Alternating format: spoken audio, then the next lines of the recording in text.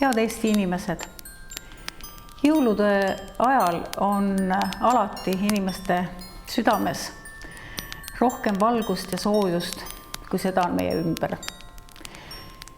Ja see ongi kõige olulisem, et ajal, kui maailmas toimuvad suured muutused, kui looduses toimuvad suured muutused, siis meie oma südames, oma keskmes kannaksime seda soojust, valgust, helgust ja lootust tulevikku.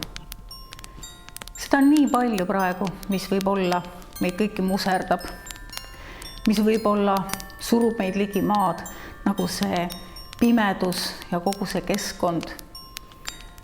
Aga meie tõuseme sellest kõigest kõrgemale, sest meie sees on see tuli, on see jõuluootus, on see jõululapsuke, mis kasvab, areneb millekski suuremaks, millekski elu muutvaks.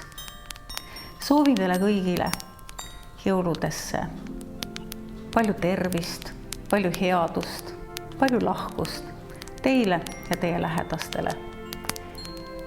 Kui meiega on kõik hästi, kui teiega on kõik hästi, siis on ka Eestil hästi.